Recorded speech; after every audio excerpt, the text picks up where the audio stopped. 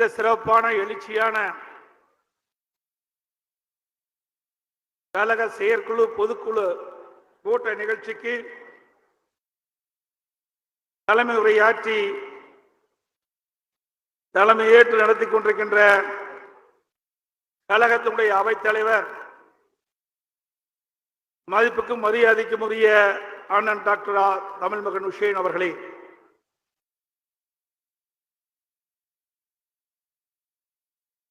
வரவேற்புரை ஆற்றிய கழக மகளிரணி செயலாளர் மரியாதைக்குரிய திருமதி வளர்மதி அவர்களே,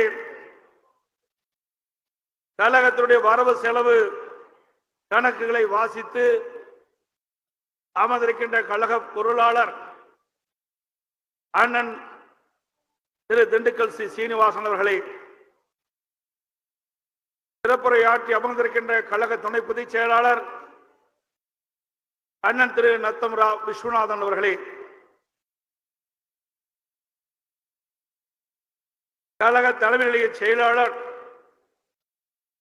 அன்பு சகோதரர் திரு எஸ் பி வேலுமணி அவர்களே, கழக அமைப்பு செயலாளர் மரியாதைக்குரிய சகோதரர் திரு டி ஜெயக்குமார் அவர்களே, கழக அமைப்பு செயலாளர் அன்பு சகோதரர் திரு சி வி சண்முகம் அவர்களே, கழக மருத்துவமனை செயலாளர் அன்பு சகோதரர் டாக்டர் பி வேணுகோபால் அவர்களே, இரங்கல் தீர்மானத்தை வாசித்த கழக அமைப்பு செயலாளர் அண்ணன் திரு எஸ் செம்மலை அவர்களே, தீர்மானங்களை வாசித்த கழக புரட்சி தலைவி பேரனுடைய செயலாளர் அறிவித்தவர் திரு ஆர் பி உதயகுமார் அவர்களே, தீர்மானங்களை வாசித்த கழக இலக்கிய செயலாளர் சகோதரர் முனைவர் வைகை செல்வன் அவர்களே, நன்றி ஆற்றுள்ள கழக அமைப்பு செயலாளர்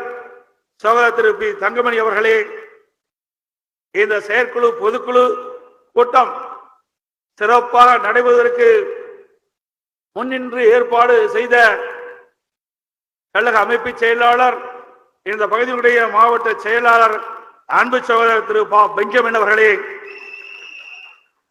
மேடையிலே வீட்டுக்கும் மூத்த தலைமை கழகத்துடைய நிர்வாகிகளே, தலைமை கழக நிர்வாகிகளே, சாரு அமைப்பினுடைய செயலாளர்களே, வரையிருந்து சிறப்பித்துக் கொண்டிருக்கின்ற மாவட்ட கழக செயலாளர்களே, நாடாளுமன்ற சட்டமன்ற உறுப்பினர்களே, முன்னாள் அமைச்சர் பெருமக்களே, முன்னாள் நாடாளுமன்ற சட்டமன்ற உறுப்பினர்களே, வரையிருந்து சிறப்பித்துக் கொண்டிருக்கின்ற கழக செயற்குழு பொதுக்குழு உறுப்பினர்களே, வரையிருந்து சிறப்பித்துக் கொண்டிருக்கின்ற கழக உடன்பிறப்புகளே, மகளிரை சேர்ந்த சகோதரிகளே, பத்திரிகை ஊடக நண்பர்களே, அனைவருக்கும் என்னுடைய முதற்கல் அன்பான வணக்கத்தை தெரிவித்துக் கொள்கின்றேன். எனக்கு முன்னாலே காலத்துடைய நேரம் கருதி சுருக்கமாக பேசினாலும் விளக்கமாக அற்புதமாக கருத்துக்களை வழங்கி இங்கே அமர்ந்திருக்கின்றார்கள். இப்பொழுது மணி 1:50 ஆகிவிட்டது. பல பேர் எப்பொழுது முடிப்பார், எப்பொழுது சாப்பாட்டுக்கு செல்வோம் என்று எதிர்பார்த்துக் கொண்டிருக்கின்ற வேளையிலே எனக்கு இப்பொழுது வாய்ப்பு கிடைத்திருக்கின்றது. நான் ஏற்கனவே கூட்டம் ஆரம்பிப்பதற்கு முன்பாகவே சொன்னேன், கிட்டத்தட்ட 2-3 மணி நேரம் ஆகிவிடும், நேரத்தினுடைய அறிவை கருதி சுருக்கமாக பேசுங்கள் என்று சொன்னேன். அவர்களும் சுருக்கமாகத்தான் பேசினார்கள். இருந்தாலும் வேக வேகமாக மணித்துளி ஓடிவிட்டது. பொன்மனச்செம்மல் புரட்சி தலைவர் எம்ஜிஆர் அவருடைய ஆசையோடும், இதே புரட்சி தலைவி அம்மா அவருடைய ஆசையோடும் என்னை அனைத்து இந்திய அண்ணா திராவிட முன்னேற்ற கழகத்தினுடைய பொதுச் செயலாளராக தேர்ந்தெடுத்த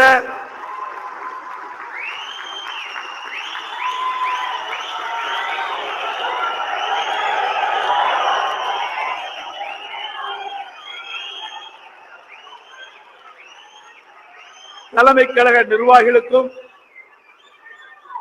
வரி புரிந்து அமர்ந்திருக்கின்ற செயற்குழு பொதுக்குழு உறுப்பினர்களுக்கும், கழக பொது உறுப்பினர்களுக்கும்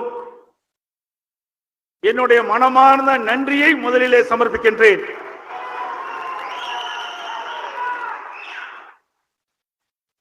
எனக்கு அனைவரும்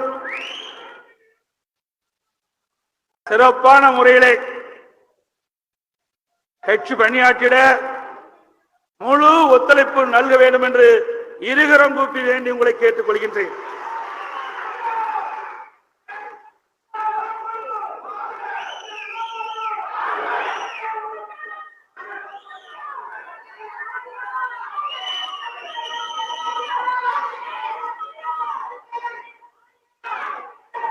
நம்முடைய கழகத்தினுடைய மாநாடு ஆகஸ்ட் மாதம் 20ஆம் தேதி மதுரை மாநகரமே குலுகுகின்ற அளவிற்கு வரலாற்று சிறப்புமிக்க கழக வீர வரலாற்றின் பொன்விழா எழுச்சி மாநாடு உங்களுடைய மகத்தான ஆதரவின் பேரிலே நடைபெற்று முடிந்தது. அனைத்து இந்திய அண்ணா திராவிட முன்னேற்ற கழக வரலாற்றிலேயே சுமார் 15 லட்சம் பேர் கலந்து கொண்டு வெற்றி மாநாடாக நடத்தி காட்டினோம். இந்த மாநாடு வெற்றி பெறுவதற்கு எங்கே என்னும் அமர்ந்திருக்கின்றீர்களே நகர கழக செயலாளர்கள், ஒன்றிய கழக செயலாளர்கள், பேரூர் கழக செயலாளர்கள், பகுதி கழக செயலாளர்கள், மாவட்ட கழக செயலாளர்கள், மேடையிலே வீட்டுக்கின்ற தலைமை கழக நிர்வாகிகள், நாடாளுமன்ற சட்டமன்ற உறுப்பினர்கள் அனைவரும் ஒருமித்த கருத்தோடு நீங்கள் பணியாற்றிய காரணத்தினால்தான் மதுரையில் நடைபெற்ற கழக வீர வரலாற்றின் பொன்விழா எழுச்சி மாநாடு மிக சிறப்பாக எழுச்சியாக எதிரிகள் அஞ்சுகின்ற அளவுக்கு அந்த மாநாடு நடைபெற்று முடிந்தது. அந்த மாநாட்டை பற்றி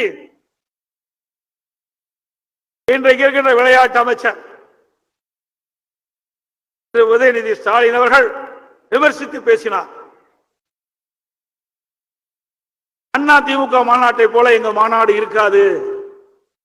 அது ஒரு எடுத்துக்காட்டு மாநாடாக சேலத்திலே நடைபெறுகின்ற திமுக இளைஞர் மாநாடு, இளைஞர்களுடைய மாநில மாநாடு நடக்கும் சொன்னார். அவர் சொன்னதுதான் 3 முறை தள்ளி வைக்கப்பட்டு விட்டது இந்த மாநாடு. 3 முறை.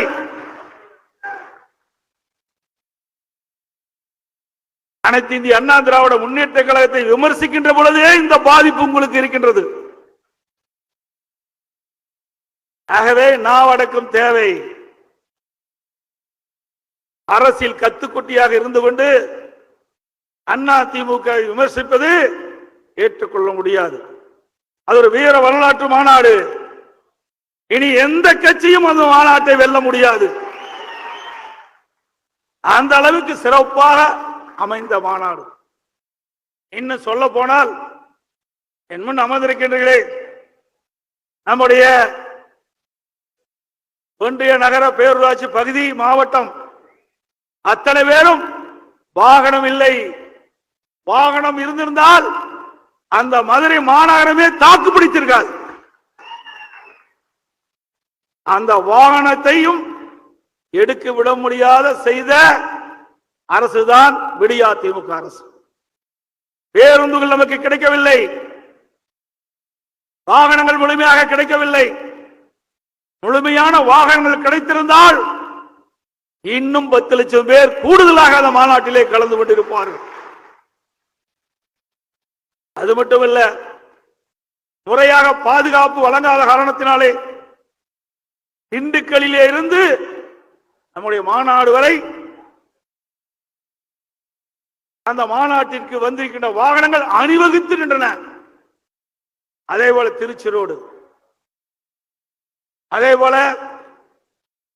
மதுரை திருநெல்வேலி ரோடு சாலை, மதுரை தூத்துக்குடி சாலை, எல்லா பகுதிகளிலும் நம்முடைய கழக நிர்வாகிகள், தொண்டர்கள், பொதுமக்கள் மாநாட்டிற்கு வந்த வாகனம் அங்கேயே நின்றது.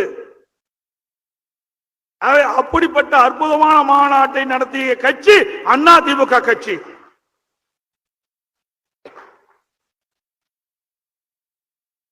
அதை பற்றி விமர்சனம் செய்ய தகுதி இல்லை உதயநிதி ஸ்டாலின் அவர்களுக்கு. அதோடு பொன்மனச்செம்மல் புரட்சித் தலைவர் உருவாக்கிய இயக்கம் அதிமுக இயக்கம். உயிரோட்டமுள்ள கட்சி. எந்த கொம்பனாலும் அதிமுகவை அழிக்கவோ ஒடுக்கவோ முடக்கவோ முடியவே முடியாது. புரட்சித் தலைவர் எம்ஜிஆர் அவர்கள் இந்த இயக்கத்தை தோற்றுவிக்கும் போது தீய சக்தி திமுகவை அழிப்பதுதான் அதிமுகவுடைய முதல் கடமை என்று சொல்வார்கள்.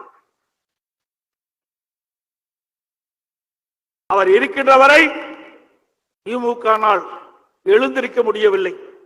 அந்த அளவுக்கு வலிமை உள்ள இயக்கமாக அற்புதமான ஆட்சி தந்தார்கள். 10 ஆண்டு காலம் சிறப்பான ஆட்சி தந்தார்கள். அதற்கு பிறகு இதே புரட்சித் தலைவி அம்மா அவர்கள் பல்வேறு சோதனைகளை சந்தித்து அந்த சோதனைகள் எல்லாம் சாதனைகளாக்கி பொன்மனச்செம்மல் புரட்சித் தலைவர் எம்ஜிஆர் கண்ட கனவை நனவாக்கின்ற விதமாக சுமார் 15 ஆண்டு காலம் சிறப்பான ஆட்சி நாட்டு மக்களுக்கு தந்தார்கள். அவர் இருக்கின்ற காலம் வரை. அனைத்து இந்திய அண்ணா திராவிட முன்னேற்ற கழகம் மக்களுக்காக தோற்றுவிக்கப்பட்ட கட்சி. அம்மா மறைவுக்கு பிறகு சுமார் 4 ஆண்டு காலம் உங்கள் துணையோடு ஒரு சிறப்பான ஆட்சியை தமிழ்நாட்டு மக்களுக்கு தந்தோம்.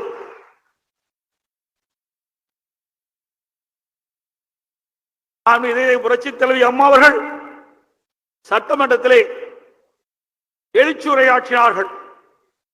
எனக்கு பின்னாலும் இன்னும் எத்தனை நூற்றாண்டுகள் வந்தாலும் அனைத்து இந்திய அண்ணா திராவிட முன்னேற்ற கழகம் மக்களுக்காகவே இயங்கும் என்ற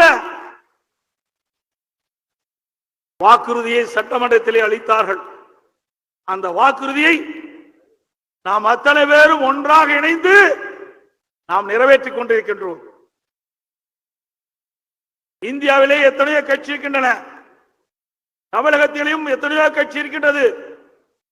ஆனால் சோதனை மேல் சோதனையை சந்தித்த ஒரே கட்சி அதிமுக கட்சி ஒன்றுதான். அத்தனை சோதனைகளும் படிக்கட்டாக்கி வெற்றி கண்டதும் அதிமுக கட்சி ஒன்றுதான். எத்தனை வழக்குகள், கொஞ்ச நெஞ்ச வழக்குகளா? அத்தனை வழக்குகளும் நீதி தர்மம் உண்மை வென்றது. இதுதான் சரித்திரம். என்னிடத்திலே வழக்கறிஞர் பாலமுருகன் அவர்கள் வருவார். அறிவிச்சவர் வழக்கறிஞர், மாநில உறுப்பினர், கழக அமைப்பு செயலாளர் அறிவிச்சவர் சி சண்முகம் அவர்கள் அனுப்பி வைப்பார். நான் வக்காலத்தில் கையெழுத்து போட்டுக்கிட்டே இருப்பேன். இப்ப எத்தனை தான் கையெழுத்து போடுறது கணக்கே தெரியலையே. கணக்கு தெரியாத அளவுக்கு வழக்கு தொடர்றாங்க. நாம அதோட அபிடவிட்ல 50 பக்கம் 100 பக்கம் கையெழுத்து போட்டுட்டே இருப்பேன். எப்ப இவ்வளவும் தேவையா? ஆமாண்ணா, எதிரிகள் அந்த அளவுக்கு நம்ம இருக்கிறாங்க. அவர்களை வெல்ல வேண்டும் என்று சொன்னால் சட்ட நுணுக்கத்தோடு நாம் கையாள வேண்டும் என்று சொல்லுவார். அந்த அளவுக்கு வழக்குகளை சந்தித்த இயக்கம் தான் அதிமுக இயக்கம். தீய சக்தி திமுக நம்மை எவ்வளவோ சீண்டி பார்க்கின்றது. இயக்கத்தை முடக்க எவ்வளவோ பாடுபடுகிறார்கள். எனக்கு முன்னாலே அறிவிச்சவர் சி சண்முகம் அவர்களை குறிப்பிட்டதை போல நம்ம எதிரிகளோடு கைகோத்து துரோகிகளும் இணைந்து கொண்டார்கள்.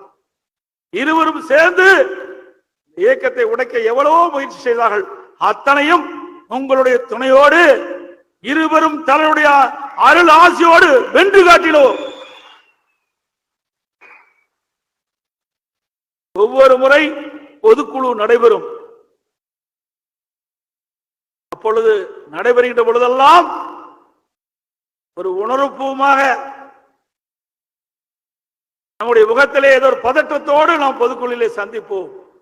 ஆனால் இந்த பொதுக்குழு அனைவருடைய முகத்திலும் மகிழ்ச்சி பொங்குகிறது.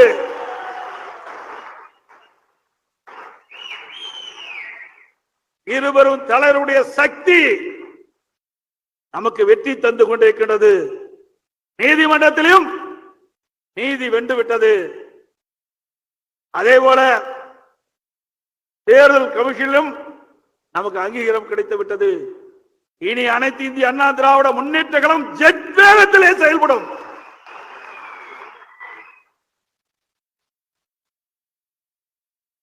தமிழகத்திலேயே அதிக தொண்டர் கொண்ட ஒரே இயக்கம் அனைத்து இந்திய அண்ணா திராவிட முன்னேற்ற கழக இயக்கம். இந்த இயக்கம் வலிமையாக இருக்கின்ற காரணத்தாலே, இந்த இயக்கம் மக்களுக்கு சேவை செய்து கொண்டிருக்கின்ற காரணத்தாலே அதிக அளவிலே அனைத்து இந்திய அண்ணா திராவிட முன்னேற்ற கழக உறுப்பினராக தங்களை இணைத்துக் கொண்டிருக்கின்றார்கள். சுமார் 2 கோடிக்கும் மேற்பட்ட உறுப்பினர்கள் இன்றைக்கு இணைந்திருக்கின்றார்கள் அண்ணா திமுகவிலே. வேற எந்த கட்சிக்கும் இவ்வளவு உறுப்பினர் தமிழகத்திலே கிடையாது. அந்த பெருமையும் அண்ணா திமுகவுக்கு தான் கிடைத்திருக்கின்றது.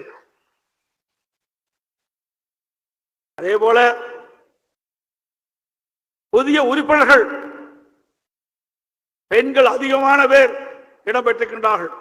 இளைஞர்கள் அதிகமான பேர் இடம்பெற்றிருக்கின்றார்கள். படித்தவர்கள் அதிகமான பேர் இடம்பெற்றிருக்கின்றார்கள். ஆகவே தொழிலாளிகள் அதிகம் பேர் இடம்பெற்றிருக்கின்றார்கள். ஆக அனைத்து தர மக்களும் உறுப்பினராக கொண்ட ஒரே கட்சி அனைத்து இந்திய அண்ணா திராவிட முன்னேற்ற கழக கட்சி.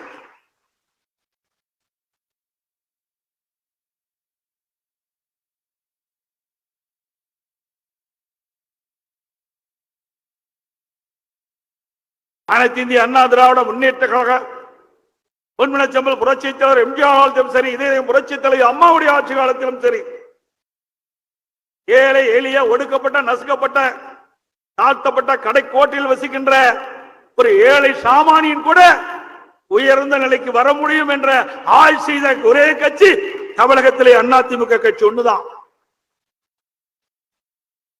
புரட்சித் தலைவி அம்மா அவர்கள் அமைதி, வளம், வளர்ச்சி, இதுதான் அண்ணா திமுகவுடைய தாரக மந்திரமாக எடுத்துக்கொண்டு செயலாற்றி மக்களிடத்திலே மிகப்பெரிய பேராதரவை பெற்றார்கள். தமிழகத்திலேயே 234 தொகுதியிலும் அனைத்து இந்திய அண்ணா திராவிட முன்னேற்ற கழகம் 2 சின்னத்திலே போட்டியிட்டு வெற்றி கண்ட இயக்கம் என்று சொன்னால் அது அண்ணா திமுக கட்சி ஒண்ணுதான்.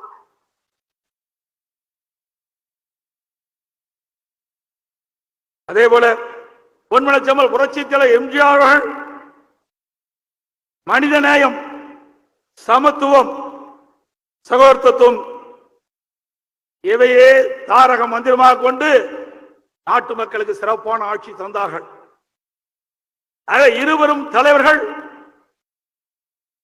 அனைத்து இந்திய அண்ணா திராவிட முன்னேற்ற கழகம் சிறந்த ஆட்சி கொடுத்தது என்று மக்களிடத்திலே பெயரை பெற்ற கட்சி அண்ணா திமுக கட்சி.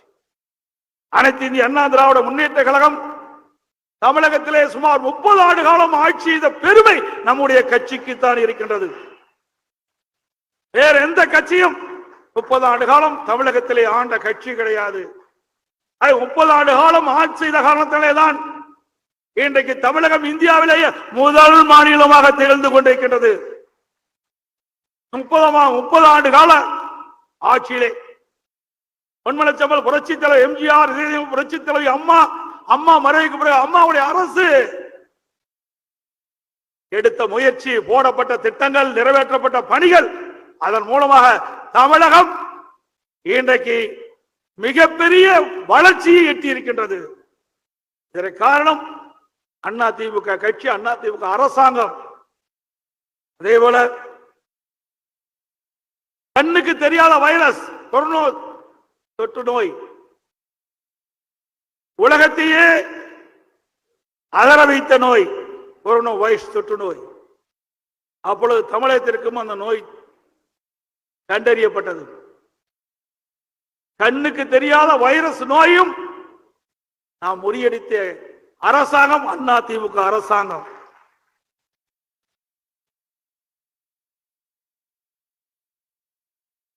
அந்த காலகட்டம் மிக மிக மிக ஒரு மோசமான காலகட்டம். அந்த கொரோனா வைரஸ் தொற்று எப்படி பரவுகின்றது என்று தெரியாமல் இருக்கின்ற காலகட்டம். அது எப்படி அந்த நோயுடைய தன்மை அறியாத காலகட்டம்.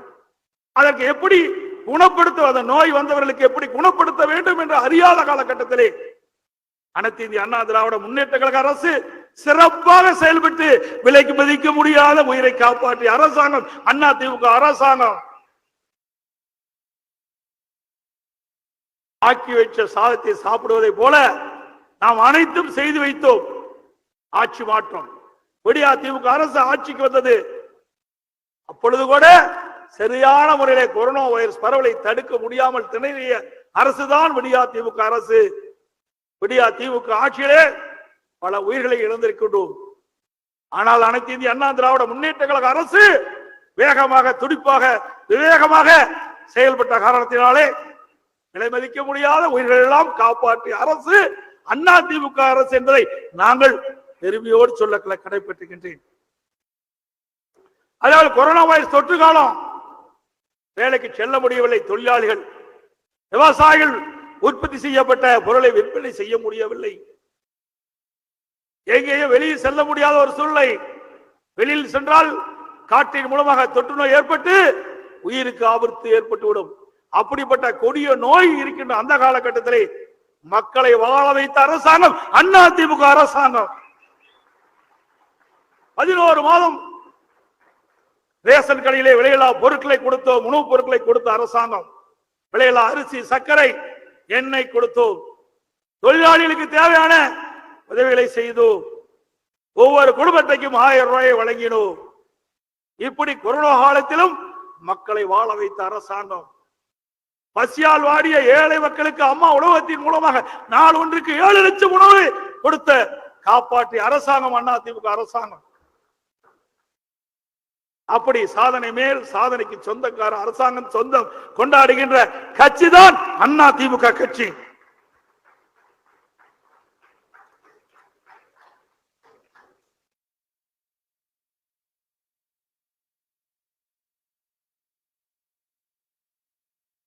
திராவிட முன்னேற்ற கழகம் 2021 சட்டமன்ற பொதுத் தேர்தலின் போது இன்றைய முதலமைச்சர் அன்றைக்கு எதிர்க்கட்சி தலைவர் திராவிட முன்னேற்ற கழக தலைவராக இருக்கின்ற பொழுது சுமார் 520 அறிவிப்புகளை வெளியிட்டார். இதுவரைக்கும் நிறைவேற்றப்பட்டதா? நிறைவேற்றினாங்களா? இப்படி மக்களை ஏமாற்றி தந்திரமாக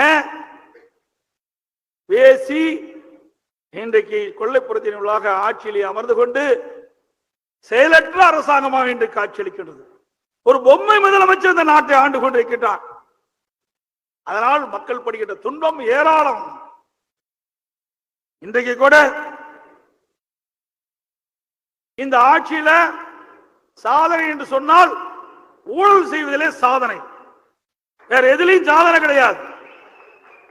கமிஷன், கலெக்ஷன், கரப்ஷன், இதுதான் திமுக ஆட்சியினுடைய சாதனை. வேற என்ன சாதனை செஞ்சிருக்கிறாங்க? எல்லா துறையிலும் ஊழல். ஊழல் இல்லாத துறையே கிடையாது. நாள்தோறும் ஊழல். இந்தியாவிலேயே ஊழலுக்காக கலைக்கப்பட்ட ஒரு அரசாங்கம் என்று சொன்னால் அது திமுக அரசாங்கம் தான். ஊழலுக்காக கலைக்கப்பட்ட அரசாங்கம். ஸ்டாலின் எப்பொழுது பார்த்தாலும் நம்ம இயக்கத்தை பற்றி குறை சொல்லுவார். அண்ணா திமுக ஆட்சியில் தான் ஊழல் நடைபெற்றது என்று சொல்லி, இப்பொழுது எந்த ஆட்சியில் ஊழல் நடைபெற்று சிறையிலே இருக்கின்றார் என்பது நாட்டு மக்கள் அறிவார்கள். அண்மையிலே ஒரு அமைச்சருக்கு நீதிமன்றத்தின் மூலமாக தண்டனை கிடைச்சிருக்குது. இன்னும் பல பேருக்கு தண்டனை கிடைக்க காத்து கொண்டிருக்கின்றார்கள். அந்த முன்னாள் இருக்கிற வரிசையெல்லாம் போயிடும். அந்த சட்டமன்றத்தில் முன் வரிசையில் அமர்ந்து கொண்டிருக்கின்ற மந்திரிகள் எல்லாம் மக்களை பார்க்கல, நீதிமன்றத்துக்கு எப்பொழுது தீர்ப்பு வரும் என்று எதிர்நோக்கி கொண்டிருக்கிறார்கள். இந்த நாடாளுமன்ற தேர்தலுக்குள்ள பல பேர் எந்த இடத்துல இருக்கணுமோ அந்த இடத்துல அவர் இருப்பார்கள். அதோட இன்றைக்கு ஒரு அமைச்சர் சிறையில இருந்து கொண்டிருக்கிறார். யார் என்று உங்களுக்கு தெரியும். 5 மாசமா அழகா சொல்றீங்க, சிறையில் இருந்திருக்கார். நம்முடைய நீதிமன்றம் ஒரு தீர்ப்பை வழங்குச்சு. ஒரு அமைச்சர் சிறையில் இருக்கின்றார். அவர் அமைச்சராக பார்ப்பதா கைதியாக பார்ப்பதா? அமைச்சர் என்றால் புரோட்டோகால், அவருக்கு தகுந்த மரியாதை கொடுக்க வேண்டும். கைதி என்றால் அங்கே மற்ற கைதியோடு இருக்க வேண்டும். அந்த கேள்வி எழுப்புகின்ற பொழுது நீதியரசர் சொன்னார், சென்னை உயர்நீதிமன்றத்தில் சட்ட நெறிமுறைப்படி நல்ல அரசாட்சி தர முதலமைச்சர் நினைத்தால் அவரை தார்மீக அடிப்படையில் பதவியில் இருந்து விலகி இருக்கலாம். எவ்வளவு அற்புதமா சொல்லிட்டார். இன்னும் சூடு சொரணை இல்லை. நீதிமன்றம் கொடுத்த தீர்ப்பு கூட, நீதிமன்றம் அற்புதமான கருத்தை சொன்ன பிறகும் கூட இன்னும் அமைச்சரவையிலிருந்து விடுவிக்காத இருக்கிறது. காரணம், விடுவிச்சுட்டா இவரை பற்றி சொல்லிட்டா அவரிடத்தில் இவரு போயிடுவார். இருக்கிற முதலமைச்சர் அவருடைய இடத்திற்கு வரவழைச்ச பயம். ஆகவேதான் இன்று வரை இதற்கு மௌனம் காக்கின்றார்.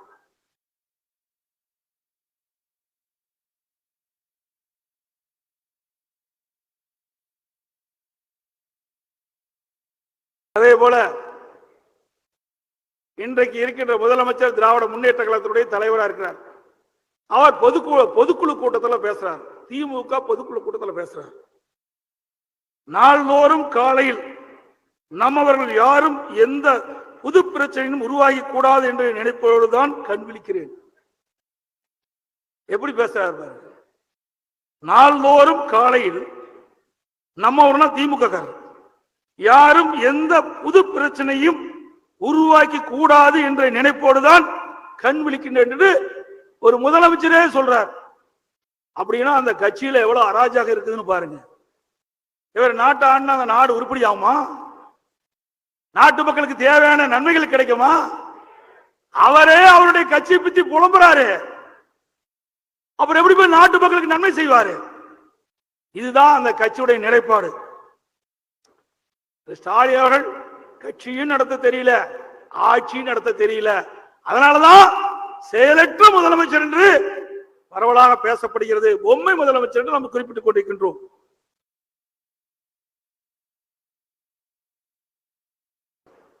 திமுக அரசாங்கத்துக்கு இறங்க முகம் தொடங்கிவிட்டது. எங்கே பார்த்தாலும் எனக்கு முன்னாலே பேசியவர்கள் குறிப்பிட்டதை போல ஒரு நல்லதுக்கு போனாலும் சரி, ஒரு துக்கத்துக்கு போனாலும் சரி, மக்கள் பேசுவதெல்லாம் திமுக ஆட்சி எப்போது போகும், மீண்டும் அனைத்து இந்திய அண்ணா திராவிட முன்னேற்ற கழக ஆட்சி எப்பொழுது வரும் என்ற குரல் ஒலித்துக் கொண்டு இருக்கின்றது. நாம சொல்லல, மக்களுடைய கருத்து பரவலாக இன்றைக்கு இருந்து கொண்டிருக்கின்ற யதார்த்த நிலையை இந்த நேரத்தில் குறிப்பிட விரும்புகின்றேன்.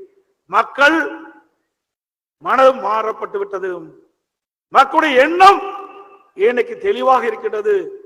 அடுத்த எந்த தேர்தல் வந்தாலும் அனைத்து இந்திய அண்ணா திராவிட முன்னேற்ற கழக கூட்டணி தான் வெற்றி பெறும் என்ற எண்ணம் மக்களிடத்தில் எழுந்து விட்டது. அதே போல இன்றைக்கு ஆட்சி அதிகாரத்துக்கு வந்தவுடனே வியாபாரிகளை மிரட்டுவது, கடைக்கு சென்றால் உணவறிந்து விட்டு பணம் கேட்டால் கடை உரிமையாளர் மூக்கை உடைப்பது, கோவிலுக்கு சென்றால் அங்கே தேங்காய் வாங்கினா பணம் கொடுக்க மறுப்பது, அவரை போட்டு அடிப்பது, அழகு நிலையத்துக்கு சென்றால் அந்த பெண்களை போட்டு மிதிப்பது, இதுதான் திமுகவுடைய அன்றாட வாடிக்கையாக இருந்து கொண்டிருக்கிறது. சட்ட ஒழுங்கு அடியோடு சீர்குலைந்து விட்டது. எங்கே பார்த்தாலும் கொலை, கொள்ளை, திருட்டு, வழிப்பறிவு, பாலியல் வன்கொடுமை நடக்காத எண்ணமே கிடையாது. இன்னும் அருவருப்பான செய்தி, கேட்கவே வெக்கமா இருக்கு, சொல்லுவதற்கே வாய் கூசா இருக்கு. நேற்று தினம் பத்திரிகையில பார்த்தேன், சொல்லக்கூடாதுன்னு நினைக்கிறேன், சொல்லி ஆக வேண்டிய நிலையில இருக்கின்றேன். சொல்லலாமா? பசு ஒன்று கன்றுக்குட்டி போட்டிருக்குது. அந்த கன்றுக்குட்டியை கூட பாலியல் செய்த ஒரு அராசக ஆட்சி இந்த ஆட்சியில் தான் பார்க்க முடியும். ஒரு இளங்கன்று சில போதை ஆசாமிகள் அந்த கன்றுக்குட்டியை கடத்தி சென்று பாலியல் செய்திருக்கின்றார்கள். எந்த ஆட்சியாவது நடந்ததா? நடந்ததுங்களா? உண்மையை சொல்லுங்க. எவ்வளவு பெரிய வன்கொடுமை நடக்கின்ற ஒரே அரசாங்கம் விடியா திமுக ஆட்சியில் தான் நடந்துட்டு இருக்குது. அதோட போதை நடமாட்டம் இல்லாத இடமே கிடையாது. இளைஞர்கள் மாணவர்கள் போதைக்கு அடிமையாகின்ற சூழ்நிலை இன்றைக்கு தமிழகத்தில் ஏற்பட்டு விட்டது. எங்கே பார்த்தாலும் போதைப் பொருள் விற்பனை அமோகமாக நடைபெற்றுக் கொண்டிருக்கின்றது. இன்றைக்கு தமிழகம் போதைப் பொருள் நிறைந்த மாநிலமாக காட்சியளித்துக் கொண்டிருக்கிறது. அதை தடுத்து நிறுத்த மக்களால் அரசாங்கம் தான் இன்னைக்கு விடியா திமுக அரசு. அதே இன்றைக்கு இளைஞர்கள் மாணவருடைய வாழ்வு சீரழிந்து கொண்டிருக்கின்ற காட்சியை பார்க்கின்றோம். அந்த அளவுக்கு சட்ட ஒழுங்கு சீர்குலைந்த ஆட்சி திமுக ஆட்சி. இதுதான் திராவிட மாடல் ஆட்சியினுடைய நிலை என்பதையும் நாம் உணர வேண்டும். அதோட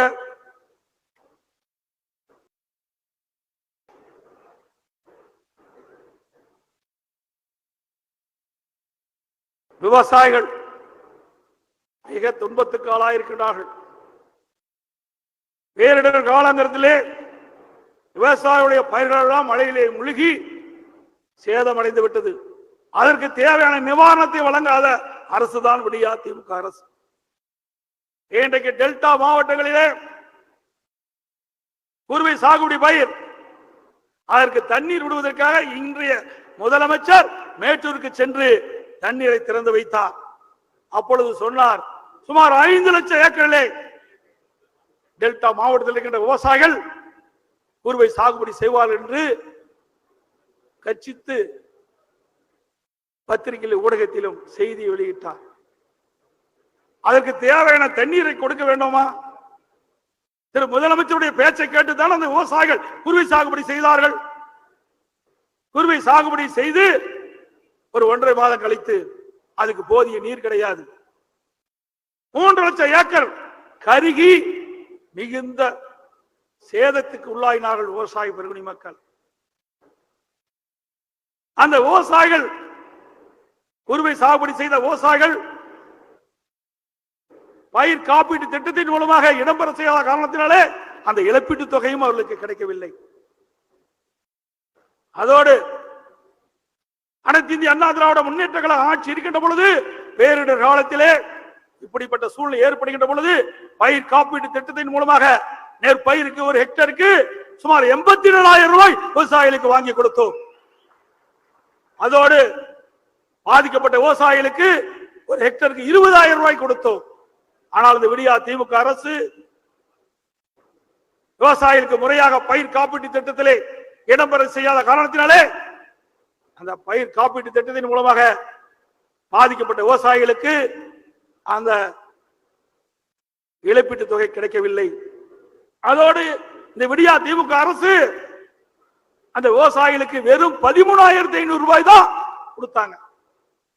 அதுவும் NTRF தேசிய பேரிடர் நிவாரண நிதியில 17,000 ரூபாய் கொடுக்கணும்னு சொல்லி இருக்காங்க. அதை கூட குறைச்சு கொடுத்த அரசாங்கம் தான் விடியா திமுக அரசு. மத்திய அரசு நிர்ணயிக்கப்பட்ட தொகையை விட குறைவான தொகைதான்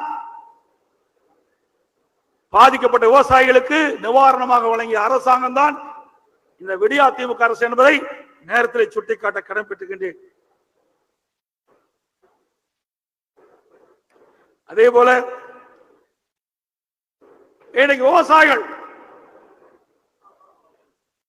நாட்டுடைய முதுகெலும்பு இரவல் பாராமல் ரத்தத்தை வேறையாக மண்ணிலே சிந்தி உழைக்கின்ற அந்த விவசாய பெருடி மக்கள் இந்த அரசு அநீதி இழைக்கின்றது, வஞ்சிக்கின்றது. திருவண்ணாமலை மாவட்டம் செய்யார் அந்த பகுதியிலே சிப்காட்டுக்கு நிலம் விரிவுபடுத்துவதற்காக இரவுகள் பாராமல் அந்த நிலங்களை பக்குவப்படுத்தி முப்போகம் விளையக்கூடிய பொன் விளைகின்ற பூமியாக அந்த மாவட்ட மக்கள் உருவாக்கி வைத்திருந்த அந்த நிலத்தை இந்த விடியா திமுக அரசு பறிக்க பார்த்தது. தன்னுடைய நிலம் பறிபோகிவிடும் என்ற அச்சத்தின் அடிப்படையிலே அவர்கள் தங்களுடைய நிலத்தை பாதுகாப்பதற்காக ஐம்சி முறையிலே அறப்போராட்டத்தின் வெளியிலே போராட்டம் நடத்திய விவசாயிகளை குன்ற சட்டத்திலே அடைத்த அரசாங்கம் இந்த விடியா திமுக அரசாங்கம். இதற்கெல்லாம் வருகின்ற நாடாளுமன்ற தேர்தலில் விவசாய பெருங்குடி மக்கள் தகுந்த பதிலடி கொடுப்பார்கள். என்ன அந்த விவசாய குற்றம் செய்தான்? தன்னுடைய நிலம் பறிபோகிறது. அந்த நிலத்தை பாதுகாப்பதற்காக அறப்போராட்டம் நடத்துகின்றார். அவர்களை ஏன் குண்டர் சட்டத்திலே கைது செய்கின்றனர்? எந்த அரசாங்கம் இப்படிப்பட்ட செயல் ஈடுபட்டது கிடையாது.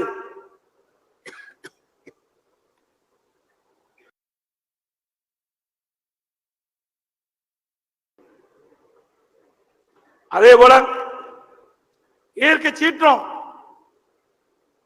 அனைத்து இந்திய அண்ணா திராவிட முன்னேற்ற கழகத்தில் பல புயல்கள் வந்தது.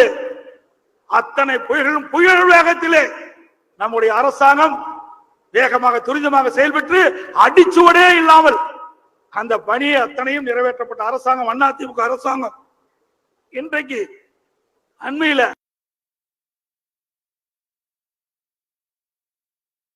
அப்போ வெறும் மழை தான் பெஞ்சது, காத்து அடிக்கல. இதே காலகட்ட வர்தா புயல்ல பாத்தீங்கன்னா கிட்டத்தட்ட கடுமையான சேதம் அந்த புயல் காற்றால். சென்னை மாநகரத்தில் மட்டும் 6 லட்சம் மரம் சாஞ்சு போயிருந்தது, சாய்ந்து கிடந்தன. சுமார் 2 லட்சம் குப்பைகள் தேங்கி கிடந்தது. அதை அத்தனையும் முறையாக அகற்றினோம். இன்றைய தினம் வெறும் மழை தான் பொழிஞ்சது, அது 350 மரம் தான் சாய்ஞ்சது. இதை கூட இந்த விடியா திமுக அரசு திட்டமிட்டு செயல்படாத காரணத்தினாலே கடுமையாக மக்கள் பாதிக்கப்பட்டார்கள். அனைத்து இந்திய அண்ணா திராவிட முன்னேற்ற கழக அரசு இருக்கின்ற பொழுது வடகிழக்கு பருவமழை துவங்குவதற்கு முன்பாகவே, ஒரு மாதத்திற்கு முன்பாகவே சம்பந்தப்பட்ட துறை அதிகாரிகளை அழைத்து ஆலோசனை கூட்டம் நடத்துவோம்.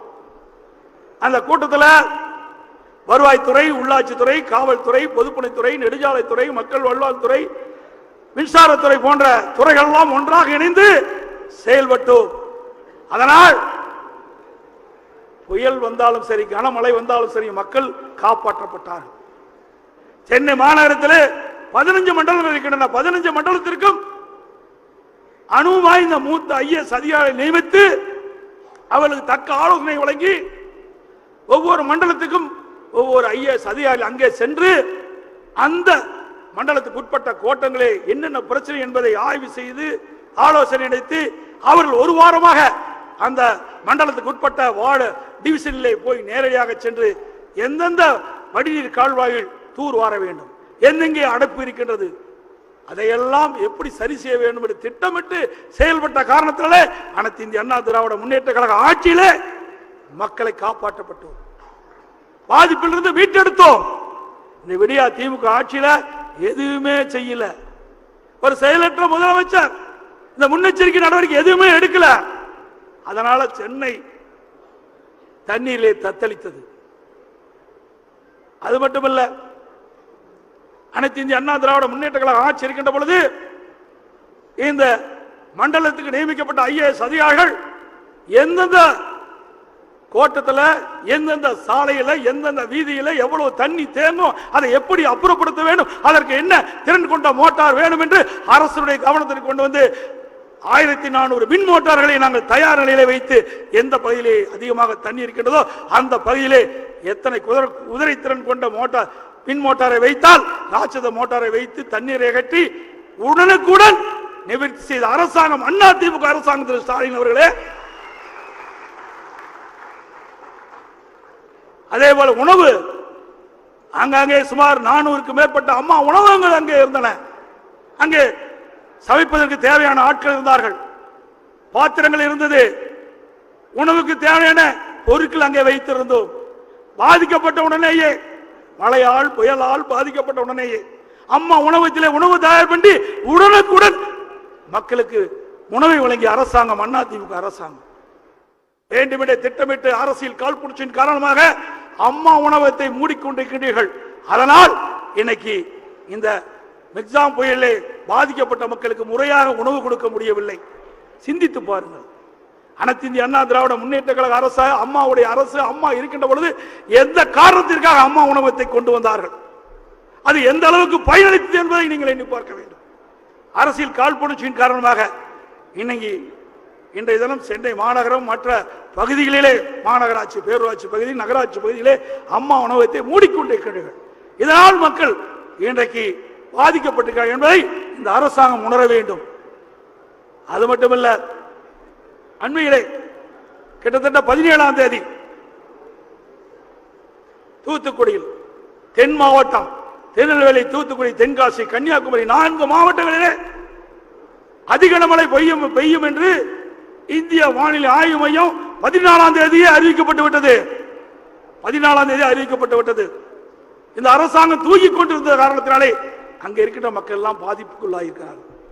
ஏற்கனவே மிக்ஜாம் புயல், அந்த புயல் என்னென்ன தாகத்தை ஏற்படுத்தியது, கனமழை எப்படி எல்லாம் மக்களை பாதித்தது என்று நீங்கள் இதை ஒரு முன்னுதாரணமாக எடுத்துக்கொண்டு அந்த தென் மாவட்ட மக்கள் பாதிக்காத அளவிற்கு முன்னெச்சரிக்கை நடவடிக்கை எடுக்கப்பட்டிருந்தால் இன்றைக்கு இந்த அளவுக்கு மக்கள் பாதிக்கப்பட்டிருக்க மாட்டாங்க. இந்த முதலமைச்சருக்கு தான் ஒன்றுமே தெரியாத, பொம்மை முதலமைச்சர், இப்படி பொம்மைக்கு சாய் கொடுத்தா கை தட்டும் பாருங்க, அப்படித்தான் ஆண்டிட்டு இருக்காரு. இதனால மக்கள் தான் துன்பப்படுறாங்க, மக்கள் தான் வேதனைப்படுறாங்க. நிர்வாக திறனற்ற செயலற்ற முதலமைச்சர் இந்த நாட்டை ஆண்டு கொண்டிருக்கிறாரே. இன்றைக்கு இப்படிப்பட்ட சூழ்நிலையில் பேரிடர் காலத்தில் மக்கள் பல்வேறு சவால்களை துன்பத்தங்களை அனுபவிக்க வேண்டிய சூழ்நிலை இன்றைக்கு தள்ளப்பட்டிருக்கின்றார்கள்.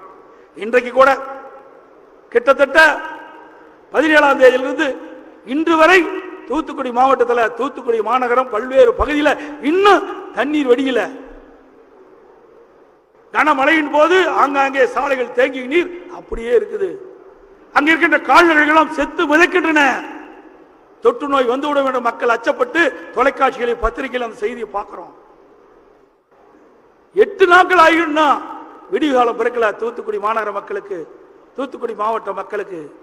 உடனடியாக ராட்சத மின் மோட்டாரை வச்சு எங்கெங்க அதிகமா தண்ணி இருக்குதோ அந்த பகுதிகளெல்லாம் தண்ணீரை இறக்கப்பட்டிருந்தா அந்த நிலை இருக்காது.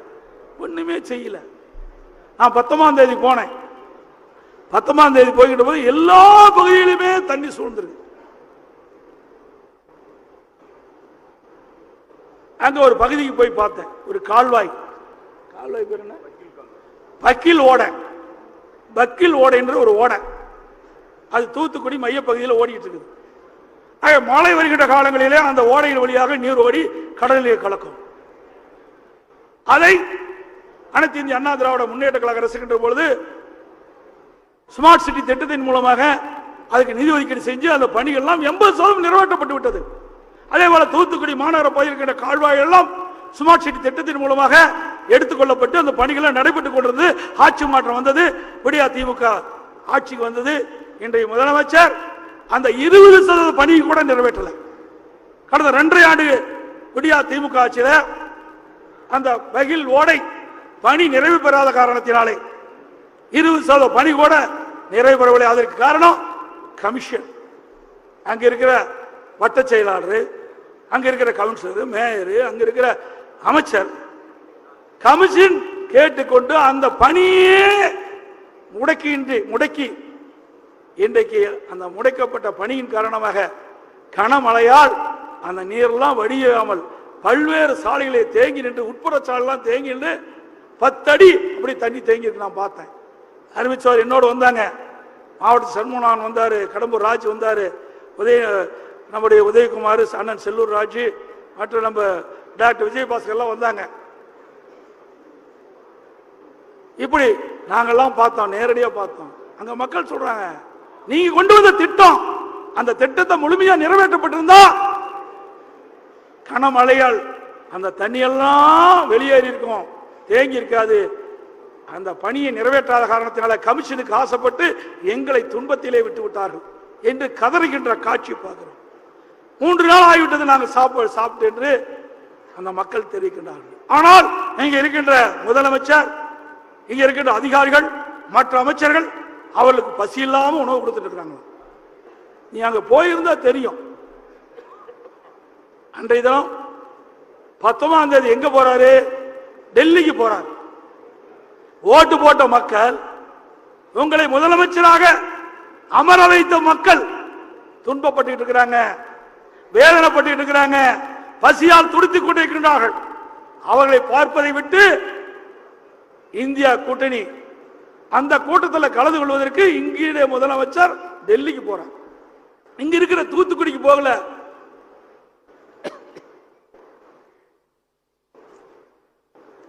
வாக்களித்த மக்களை பார்க்கவில்லை, அதுக்கு நேரம் இல்ல. ஏன்னா இந்த விடியா திமுக ஆட்சியில எல்லா துறைகளிலும் ஊழல் மலிந்து மிக மோசமான நிலையில இருக்கின்றது. இந்த அரசாங்கத்தை காப்பாற்ற வேண்டும் என்றால் அந்த இந்திய கூட்டணிக்கு சென்று இந்திய கூட்டணி ஆட்சி அமைத்து அவரை காப்பாற்றுவதற்காக, அதிகாரத்தில் வருவதற்காக நாட்டு மக்களை பார்க்காமல் அங்கே போய் வீட்டு மக்கள் அதிகாரத்துக்கு வர வேண்டும் என்பதற்காக, தங்களுடைய ஆட்சி காப்பாற்றுவதற்காக டெல்லியிலே நடைபெற்ற இந்திய கூட்டணியில் போய் அங்க போய் அந்த கூட்டத்தில் கலந்து கொண்டிருக்கிறார். எவ்வளவு வேதனையான சமாச்சாரம் சிந்திச்சு பாருங்க. ஓட்டு போட்ட மக்கள் அக்கறை கிடையாது.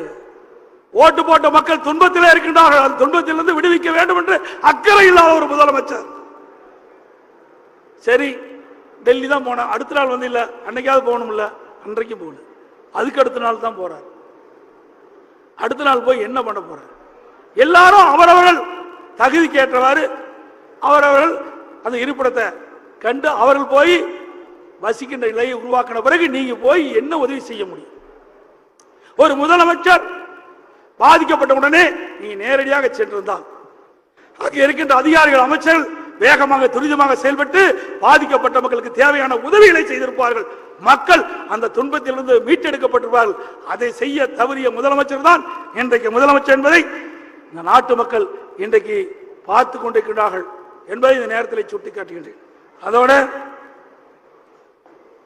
மிக்ஜாம் புயல் வந்தபோது எங்க பார்த்தாலும் தண்ணினது.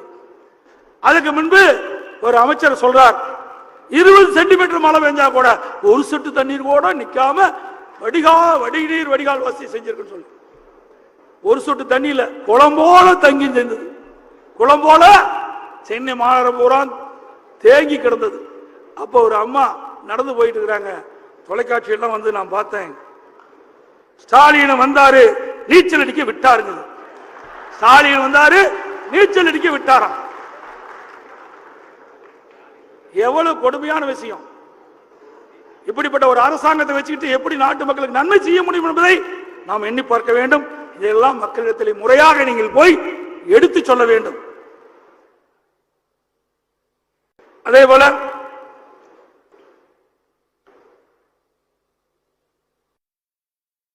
இன்றைக்கு வெள்ள பாதிப்பை பற்றி எப்பொழுது பார்த்தாலும் திரு ஸ்டாலின் பேச 2015 நீ என்ன செஞ்ச அதை போல பாரு. நீ என்ன செஞ்ச? 2015 எப்படி வந்து நாட்டு மக்களுக்கு தெரியும். செம்பரம்பாக்கம் ஏரி இன்றைக்கு முதலமைச்சர் தவறான தகவலை சொல்லிக் கொண்டிருக்கிறார். செம்பரம்பாக்கம் ஏரியிலே 1 லட்சம் கனஅடி தண்ணீரை திறந்து வைத்தோம் என்று. இல்ல, வெறும் 35,000 கனஅடி தான் திறக்க முடியும், அதுக்கு மேல திறக்க முடியாது. அதுக்கு பின்னாடி அவர் பேசுறதை விட்டுட்டார். அதுக்கு கீழே இருக்கின்ற நூற்றுக்கணக்கான ஏரிகள் கனமழையால் அந்த ஏரிகள் நிரம்பி உபரி நீர் வெளியே வந்து அடையாறிலே சேர்ந்து குடியிருப்பு பகுதியிலே புகுந்ததுதான் அன்றைய நிலை. அதே போல இன்னைக்கு தாமிரபரணி ஆறு அந்த ஆற்றங்கரை ஓரமாக இருக்கின்ற மக்களை பாதுகாப்பான இடத்திற்கு அழைத்து சென்று முகாமிலே தங்க வைத்திருக்க வேண்டாமா? 14ஆம் தேதியே தென் மாவட்டங்களில் கனமழை பொழியும் என்று இந்திய வானிலை ஆய்வு மையம் தெரிவிக்கப்பட்டு விட்டது. அரசாங்கத்துக்கு தெரியும். அப்ப தாழ்வான பகுதி தாமிரபரணி ஆற்றின் இருபுறம் இருக்கின்ற கரை ஓரமாக வசிக்கின்ற மக்களை பத்திரமாக நீங்க அழைத்துக் கொண்டு பத்திரப்படுத்த வேண்டாமா? 1 லட்சம் கனஅடி தண்ணீரை நீங்க திறந்து விட்டுட்டீங்க. அந்த 1 லட்சம் கனஅடி தண்ணி தாமிரபரணியிலே ஓடி வருகின்றது. இருபுறங்களில் இருக்கின்ற மழை நீர் உள்ளே புகின்றது. ஆக சுமார் 2 லட்சம் கனஅடி தண்ணி தாமிரபரணி ஆற்றிலே வெள்ளமாக வருகின்ற பொழுது அந்த திருநெல்வேலி மாநகர பகுதியில் உள்புற இருக்கிற சாலைகள் எல்லாம் நிரம்பி வீடுகள் எல்லாம் அடித்து செல்லப்பட்டு பல பேர் தண்ணீரில் அடித்து செல்லப்பட்டு விட்டார்கள். பல உயிர்கள், அங்கே விலை மதிக்க முடியாத உயிர்கள் இன்றைக்கு நாம் இழந்திருக்கின்றோம். இன்றைக்கு 33 உயிர்கள் போவதாக பத்திரிகையை பார்த்தேன். திருநெல்வேலியிலே 16 உயிர்கள் இன்றைக்கு விலை மதிக்க முடியாத உயிர்கள் இந்த வெள்ளத்தால் இழந்திருக்கிறோம் என்ற செய்தியை நாம் பார்த்தோம். ஆக இந்த அதிமுக அரசு சரியான முறையிலே முன்னேற்பாடு செய்யப்பட்டிருந்தால் இந்த விலை மதிக்க முடியாத உயிரை காப்பாற்றிருக்கலாம். ஒரு திறமையில்லாத அரசாங்கம் இன்றைக்கு ஆண்டு கொண்டிருக்கின்ற காரணத்தினாலே இன்றைக்கு வானிலை ஆய்வு மையம் முன்னறிவிப்பாக கொடுத்தும் கூட முன்னெச்சரிக்கை நடவடிக்கை எடுக்காத காரணத்திலே இன்றைக்கு மக்கள் படுகின்ற துன்பம் ஏராளம். அதனால் இன்றைக்கு மக்கள் இன்றைக்கு கடும் சோதனைக்கு உட்பட்டிருக்கிறார்கள் என்பதை நேரத்திலே கேட்டு அதோட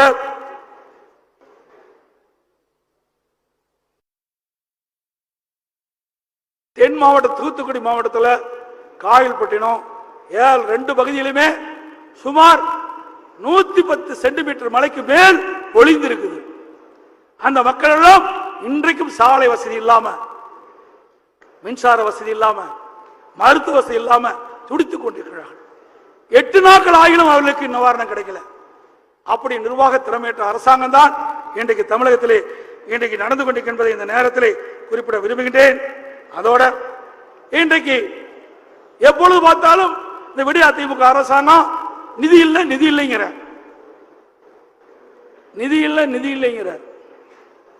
நிதி ஆதாரத்தை பெருக்குவதற்கு ஒரு நிபுணர் குழு அமைச்சார். அண்ணா திமுக ஆட்சியில அதிகமா கடன் வாங்கிட்டாங்க, மக்கள் எல்லாம் கடன் சுமையை தாங்கிக் கொண்டிருக்கின்றார்கள் ஒரு செய்தியை சொல்லிவிட்டு அதிலிருந்து மக்களை விடுவதற்கு நிதி ஆதாரத்தை பெருக்குவதற்கு வல்லுநர் குழு கொண்ட நிபுணர் குழு கொண்ட வல்லுநர் குழு கொண்ட ஒரு குழுவை அமைத்தார். அந்த குழு வந்த பிறகு அந்த குழு 2,30,000 கோடி கடன் வாங்குதான் அந்த குழுனுடைய வேலை. 2,30,000 கோடி கடனை வாங்கிட்டது. நிதியே இல்லாத ஒரு அரசாங்கம். அதோட பாதிக்கப்பட்ட மக்களுக்கு உடனுக்குடன் நிவாரணத்தை கொடுக்க வேணும், அரசாங்கத்தை கொடுக்க வேணும். இன்னைக்கு ஓட்டு போட்டு தேர்ந்தெடுக்கப்பட்ட தமிழ்நாட்டு மக்கள் பாதிக்கப்படுகிறார்கள். அந்த பாதிக்குள்ளான மக்களுக்கு மத்திய அரசு உதவி செய்ய வேண்டும் என்று எதிர்பார்க்க கூடாது. தமிழ்நாட்டு மக்கள் தான் எஜமானர்கள். நம்மை உருவாக்கியவர்கள் தமிழ்நாட்டு மக்கள். தமிழ்நாட்டு மக்கள் பாதிக்கப்படுகின்ற பொழுது அதற்கு தேவையான நிதி ஒதுக்கீடு செஞ்சு உடனுக்குடன் அதை செயல்பட்டிருந்தால் மக்கள் பாதிக்கப்பட்டிருக்க மாட்டாங்க. அது அனைத்து இந்திய அண்ணா திராவிட முன்னேற்ற கழக ஆட்சியில அது உடனுக்குடன் நாங்கள் செயல்படுத்தினோம். அந்த மக்கள் பாதிப்பிலிருந்து மீட்டெடுத்தாங்க. இன்னொன்னு சொல்றார், அண்ணா திமுக அரசு ஏன் மத்திய அரசோட கண்டிச்சுக்கல, ஏன் நிதி கேட்கல? நாங்க ஏற்கனவே தெரிஞ்சு சொல்லிட்டோம். இது மக்களுடைய பிரச்சனை, இது அரசியலாக்க கூடாது. இது மக்கள் கடுமையா பாதிச்சிருக்கிறாங்க. நீங்க உங்களுடைய மாநில நிதியிலிருந்து தேவையான நிதி ஒதுக்கி செயல்பட்டு வேணும். மத்திய அரசாங்கத்தை குறை சொல்லி மாநில அரசு தப்பிக்க பார்க்கிறது. அதே போல மத்திய அரசும் மக்களுடைய பிரச்சனையை உணர்ந்து தேவையான நிதி ஒதுக்கீடு செய்ய வேண்டும் என்று அனைத்து இந்திய அண்ணா திராவிட முன்னேற்ற கழக தீர்மானத்திலே கொண்டு இருக்கிறோம்.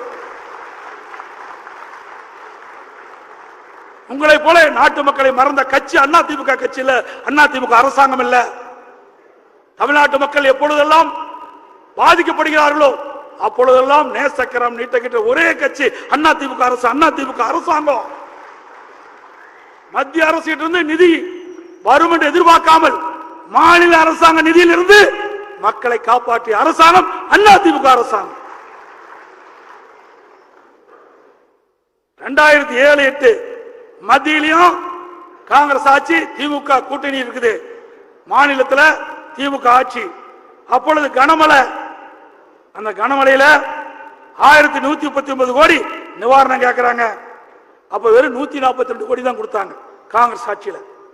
2008-9 நிசா புயல், திமுக ஆட்சி, மத்தியில காங்கிரஸ் ஆட்சி, திமுக அந்த கூட்டணியில அங்க வைக்கின்றது. அப்பொழுது 3789 கோடி கேட்கிறாங்க, வெறும் 570 கோடி தான் கொடுத்தாங்க. ஆக இப்படி மத்திய அரசாங்கம் கேட்கிற நிதியெல்லாம் எந்த காலத்திலையும் தமிழ்நாட்டுக்கு கொடுத்த சரித்திரமே கிடையாது. அதே போல அண்ணா திமுக ஆட்சியிலும் அதே போலதான். அண்ணா திமுக ஆட்சியிலையும் பல புயல்கள் வந்தது. 2011-12 அப்பொழுது மாண்புமிகு அம்மா அவர்கள் தமிழகத்தினுடைய முதலமைச்சர் இருக்கும் பொழுது 5248 கோடி நமக்கு நிவாரண தொகை மத்திய அரசிலிருந்து கேட்டோம். அவர்கள் காங்கிரஸ் ஆட்சி மத்தியில் வெறும் 500 கோடி தான் நிவாரணமாக கொடுத்தாங்க.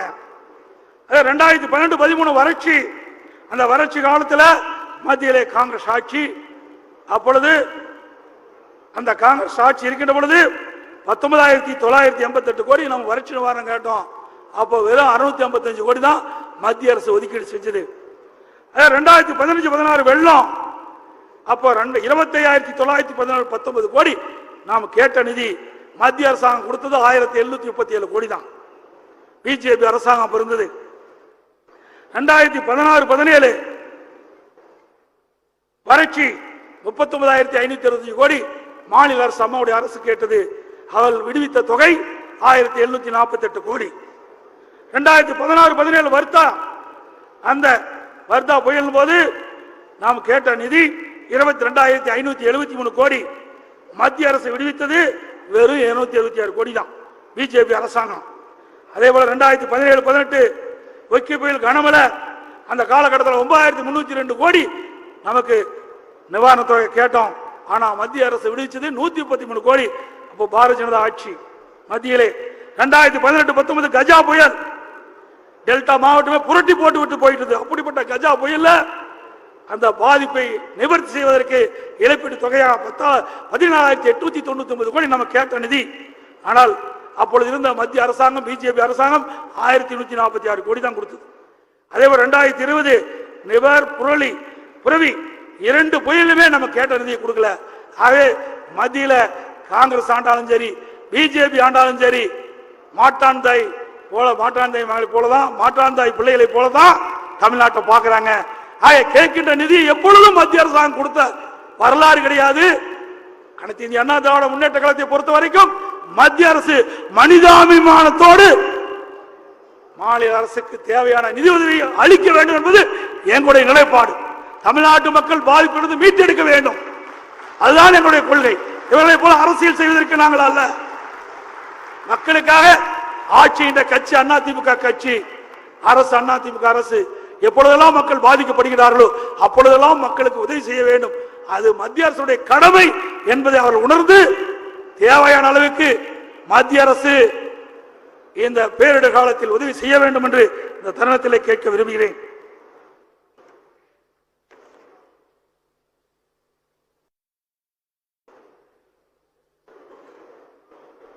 அதே போல இன்றையும் சொல்லுகிறார், இந்தியா கூட்டணியை பொறுத்தவரைக்கும் 26 கட்சிகள் ஒன்றாக சேர்ந்துதான் இந்தியா கூட்டணி ஒரு கூட்டணி அமைச்சிருக்கிறாங்க. பல்வேறு கருத்து வேற்றுமையில் உள்ள கட்சிகள் எல்லாம் ஒன்றாக இணைஞ்சிருக்குது. அந்த கட்சியில இப்பொழுதே புகைச்சல் வந்துடுது. 19ஆம் தேதி நடைபெற்ற கூட்டத்திலேயே ஒரு புகைச்சல் வந்துடுது. அப்ப என்ன சொல்றாரு, நிதிஷ்குமார் பேசுகின்ற பொழுது இந்தியில பேசுறாரு. அப்போ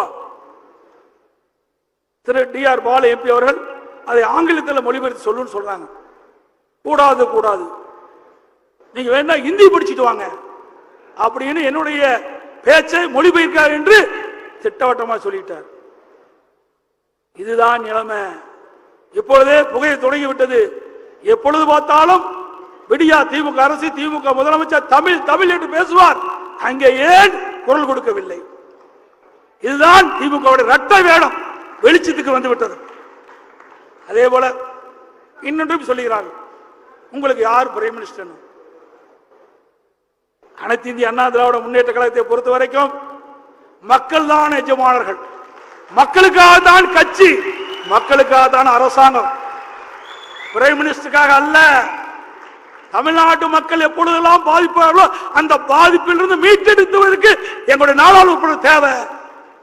அவருடைய குரல் நாடாளுமன்றத்தில் ஒலிக்க வேண்டும்.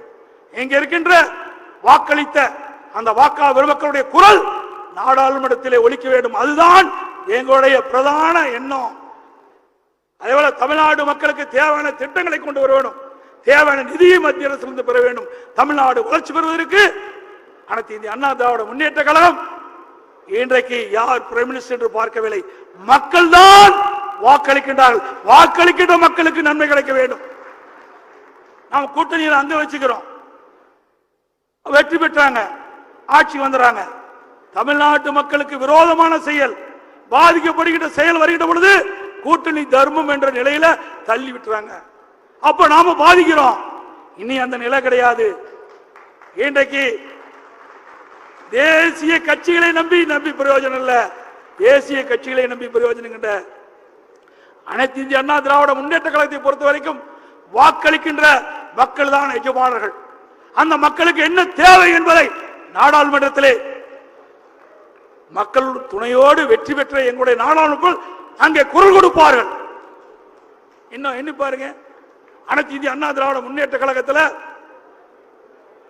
சுமார் 37 நாடாளுமன்ற இருந்தார்கள். அப்பொழுது காவிரி நதிநீர் பிரச்சனை வந்தது. அந்த நதிநீர் பிரச்சனைக்காக சுமார் 22 நாட்கள் நாடாளுமன்றமே ஒத்திவைக்கப்பட்டது. இது அதிமுக சாதனை. ஓட்டு போட்ட மக்களுக்கு தீர்வு காண்பதற்காக எங்களுடைய அனைத்து இந்திய அண்ணா திராவிட முன்னேற்ற கழக நாடாளுமன்ற உறுப்பினர்கள் தமிழ்நாடு விவசாய பொருடி மக்கள், தமிழ்நாட்டு மக்களுடைய நலன் கருதி 22 நாட்கள் நாடாளுமன்றத்திலே ஒத்திவைக்கப்பட்ட காட்சி இன்றைக்கும் நினைவு கொள்ள கடைப்பட்டிருக்கிறது. திமுக நீட் தேர்வு என்று சொல்லுகிறீர்களே, நீட் தேர்வுக்காக நாடாளுமன்றத்தில் குரல் கொடுத்து நாடாளுமன்றத்திலே ஒத்திவைக்கின்ற தெம்பு திராணி உங்களுக்கு இருக்குதா? கிடையாது. எப்பொழுது பார்த்தாலும் நீட் தேர்வு ரத்து என்று சொல்லுங்கள். தேர்தல் வருகின்ற பொழுது சொன்னீர்கள். 2021 சட்டமன்ற பொதுத் தேர்தல் போது திரு ஸ்டாலின் சொன்னாரு, திரு உதயநிதி ஸ்டாலின் சொன்னாரு, நாங்கள் ஆட்சிக்கு வந்தவுடன் நீட் தேர்வு ரத்து செய்வதற்கு முதல் கையெழுத்தினாரு. இப்ப 50 லட்சம் பேர் கையெழுத்து வாங்கிட்டு இருக்கிறேன். 50 லட்சம் பேர் கையெழுத்து வாங்கிட்டு யாருக்கு கொண்டு கொடுப்ப சொல்லுங்க பார்க்கலாம். எப்படி மக்களை ஏமாற்றுகிறார்கள். அதுக்கு பிறகு திரு உதயநிதி ஸ்டாலின் சொன்னார், நீட் தேர்வு ரத்து செய்வதற்கு ரகசியம் இருக்குன்னு சொன்னார். என்ன ரகசியம்? 50 லட்சம் பேர் கையெழுத்து வாங்குறதா ரகசியம்? எப்படியெல்லாம் மக்களை ஏமாற்றுகின்ற அரசாங்கம் என்பதை, எப்படியெல்லாம் ஏமாற்றுகின்ற கட்சி திமுக கட்சி என்பதை நாம் உணர வேண்டும் என்று நேரத்தில் தெரிவித்து,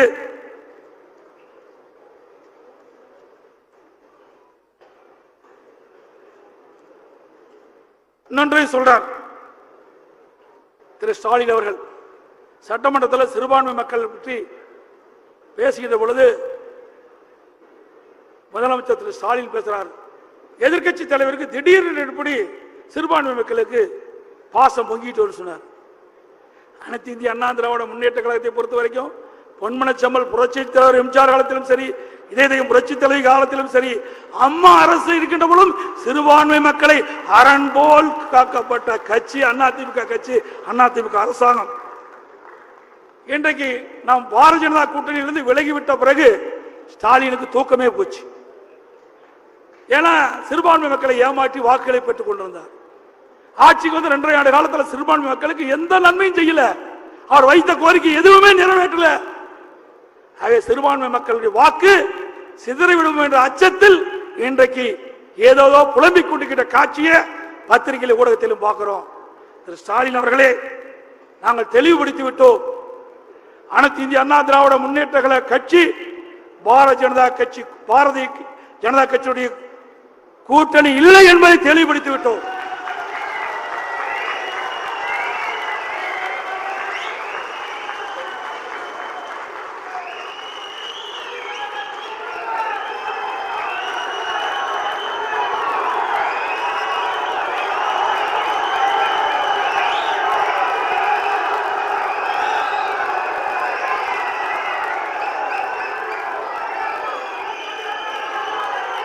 ஏற்கனவே 25/9/2023 அன்று தலைமை கழகத்தில் நடைபெற்ற அந்த தலைமை கழக நிர்வாகிகள் முன்னோடி கட்சி நிர்வாகிகளுடைய கூட்டத்தில் ஒருமனதாக எடுக்கப்பட்ட முடிவு. அந்த முடிவின்படி அனைத்து இந்திய அண்ணா திராவிட முன்னேற்ற கழகம் பாரதிய ஜனதா கட்சியுடன் இனி கூட்டணி இல்லை என்பதை தெளிவுபடுத்தி விட்டோம்.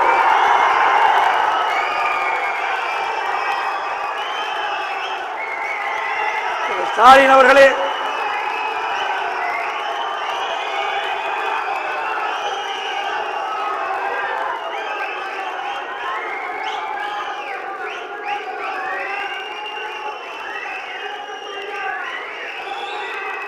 சிறுபான்மை மக்கள் பொன்மனச்செம்மல் புரட்சி தலைவர் எம்ஜிஆர் ஒரு பாடல் கூட விழித்துக் கொண்டோரெல்லாம் பிழைத்துக் கொண்டார்கள் என்று. அதை சிறுபான்மை மக்கள் விழித்துக் கொண்டார்கள். அனைத்து இந்திய அண்ணா திராவிட முன்னேற்ற கழகம் தான் சிறுபான்மை மக்களை அரண் போல் காக்கின்ற கட்சி என்பதை உணர்ந்து கொண்டார்கள். அதனால் ஸ்டாலின் இன்னைக்கு பிதற்றிக் கொண்டிருக்கின்றார். அச்சத்திலே துடித்துக் கொண்டிருக்கின்ற காட்சியை நாம் பார்க்கின்றோம். அதே போல இந்த விடியா திமுக அரசுல பாத்தீங்கன்னா இது அரசாங்கம் குழு அரசாங்கம். எதுக்கு எடுத்தாலும் ஒரு குழு போட்டுவார். அதோட முடிஞ்சு போச்சு. குழு போடுறதா இந்த முதலமைச்சருடைய வேலை. குழு அரசாங்கம் தான். இந்த ஆட்சியில என்ன திட்டத்தை கொண்டாந்துருக்காங்க சொல்லுங்க பார்க்கலாம். ஏதாவது ஒரு பெரிய திட்டத்தை கொண்டாந்துருக்காங்களா? எதுவுமே கிடையாது, எதுவுமே கிடையாது. அனைத்து இந்திய அண்ணா திராவிட முன்னேற்ற கழகம் அம்மா இருந்த காலத்திலிருந்து அம்மா மறைவுக்கு பிறகு அம்மாவுடைய அரசு 10 ஆண்டு காலம் சிறப்பான ஆட்சி கொடுத்தோம். எனக்கு முன்னாலே பேசுகிற குறிப்பிட்டார்களே, அழகாக குறிப்பிட்டார்கள். அனைத்து இந்திய அண்ணா திராவிட முன்னேற்ற கழகத்தில் பிரம்மாண்டமான சாலை, இந்தியாவிலேயே தார் சாலை அதிக நீளமுள்ள மாநிலம் தமிழ்நாடு. அதோட பொதுப்பணித்துறையில் மூலம் ஏராளமான திட்டங்கள், பல்வேறு துறையில் சாதனைகள், இந்தியாவிலேயே தேசிய அளவில் பல துறைகளில் அதிகமான தேசிய விருதுகள் பெற்ற ஒரே மாநிலம் தமிழ்நாடு. ஸ்டாலின் அவர்களே, உள்ளாட்சி துறையில் மட்டும் 140 தேசிய விருதுகளை பெற்றிருக்கிறோம். போக்குவரத்து துறையில தேசிய விருதுகளை பெற்றிருக்கிறோம். மின்துறையில தேசிய விருது, உயர்கல்வியில தேசிய விருது, சமூக துறையில தேசிய விருது, இப்படி பல துறைகளில் தேசிய விருதுகளை பெற்று சிறந்த அரசாங்கம் அதிமுக அரசாங்கம் என்ற பெயரை பெற்றிருக்கிறோம். உங்களுடைய ஆட்சியில் ஏதாவது இருந்ததா? எதையாவது குறிப்பிட முடியுமா? ஒரு பெரிய திட்டமாக செயல்படுத்துறீங்களா? எத்தனை பாலங்களை கட்டி கொடுத்திருக்கிறோம். இங்க இருக்கின்ற மெட்ரோ ரயில் திட்டம் சுமார் 62,000 கோடியில மெட்ரோ ரயில் திட்டம் கட்ட 2 அந்த 118 கிலோமீட்டர் அந்த ரயில்வே பாதை அமைத்து ஆங்காங்கே ரயில் நிலையம் கட்டுவதற்காக 62,000 கோடி அந்த திட்டத்தை கொண்டு வந்து அதற்காக மத்திய உள்துறை அமைச்சர் நேரடியாக கொண்டு வந்து அடிக்கல் நாட்டிய கட்சி அதிமுக அரசாங்கம், அதிமுக கட்சி. ஒரு திட்டத்தை சொல்லு. எத்தனை கல்லூரிகள் எனக்கு முன்னாலே பேசினார்கள். ஒரே ஆண்டில் 11 மருத்துவக் கல்லூரி அம்மா இருக்கின்றது. அம்மா மறைவு வரை, அதுக்கு பிறகு அம்மாவுடைய அரசு 17 அரசு மருத்துவக் கல்லூரி கொண்டு வந்திருக்குது. பல கலை மற்றும் அறிவியல் கல்லூரி கொண்டு வந்திருக்கிறோம். அதே போல கால்நடை மருத்துவக் கல்லூரி ஆராய்ச்சி 3 கொண்டு வந்திருக்கிறோம். கால்நடை மருத்துவ பூங்கா கொண்டு வந்திருக்கிறோம். என்ஜினியரிங் கல்லூரி, அதே போல பாலிடெக்னிக் கல்லூரி, ஐடி கல்லூரி, பொறியியல் கல்லூரி என்று ஏராளமான கல்லூரி திறந்ததன் விளைவு இந்தியாவிலேயே உயர்கல்வி படிப்பதில் முதல் மாநிலம் தமிழ்நாடு. 2030 அடைய வேண்டிய இலக்க 2019-20 நாம் அடைஞ்சோம் இல்லையோ? 2011 அம்மாவுடைய அரசு அமைகின்ற பொழுது வெறும் 134 பேர் தான் உயர்கல்வி படிச்சுட்டு இருந்தாங்க. அனைத்து இந்திய அண்ணா திராவிட முன்னேற்ற கழக அரசு அப்ப அம்மா இருக்கின்ற பொழுது கல்வியில புரட்சி மறுமலர்ச்சி அதிகமான நிதி ஒதுக்கீடு செய்த காரணத்தால் இன்னைக்கு தமிழகத்திலே சாதாரண ஒடுக்கப்பட்ட நசுக்கப்பட்ட தாழ்த்தப்பட்ட கடை கோட்டிருக்கின்ற ஏழை குடும்பத்திலே இருந்த மாணவன் கூட குறைந்த கட்டணத்திலே அரசாங்கத்தினுடைய கல்லூரியிலே படித்து இன்றைக்கு பட்டம் பெறுகின்ற சூழ்நிலை நாங்கள் உருவாக்கி தந்தோம். அதனால அனைத்து இந்திய அண்ணா திராவிட முன்னேற்ற கழக ஆட்சி 2019-20 100க்கு 52 பேர் உயர்கல்வி படிக்கின்ற முதல் மாநிலமா இருந்தது. இதெல்லாம் அதிமுக அரசாங்கத்துடைய சாதனை. அது மட்டுமல்ல, அரசு பள்ளியில் படிக்கின்ற மாணவர்கள் 41%, 3,80,000 பேர் அரசு பள்ளியில் படித்துக் கொண்டிருக்கிறார்கள். ஏழை மாணவர்கள் இரவுகள் பாராமல் விவசாய தொழில் ஈடுபட்டிருக்கின்ற ரத்தத்தை வீர சிந்தி அது விவசாய தொழிலாளிய மகன், விவசாயியுடைய மகன், ஏழை குடும்பத்திலே பிறந்த அந்த மாணவ மாணவிகள் அவர்களும் மருத்துவராக வேண்டும், பல் மருத்துவராக வேண்டும், அவருடைய கனவை நனவாங்க வேண்டும் என்பதற்காக அம்மாவுடைய அரசாங்கம் 7.5% உள் இடஒதுக்கீடை கொண்டு வந்து சட்டம் இயற்றப்பட்டு அமல்படுத்தப்பட்டு இன்றைய தினம் 2160 பேர் அந்த ஏழை குடும்பத்தைச் சேர்ந்த அரசு பள்ளியிலே படிக்கின்ற மாணவர்கள் மருத்துவர்களாக, பல் மருத்துவர்களாக. இதெல்லாம் சாதனை. உடைய ஆட்சியில் ஒரு சாதனையால் கோடிட்டு காட்ட முடியுமா?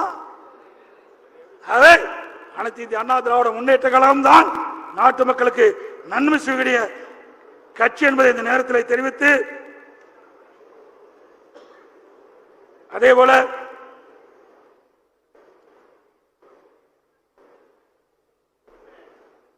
இன்றைக்கு சென்னையில் எக்ஸாம் புயலால் பாதிக்கப்பட்ட மக்கள், தென் மாவட்டத்திலே 4 மாவட்டத்தில் பாதிக்கப்பட்ட மக்களுக்கு நிவாரணம் வழங்குவதற்காக மத்திய அரசிடம் உதவி கேட்டுக் கொண்டிருப்பதாக பத்திரிகை செய்தி, ஊடக செய்தி தினந்தோறும் வந்துட்டு இருக்குது.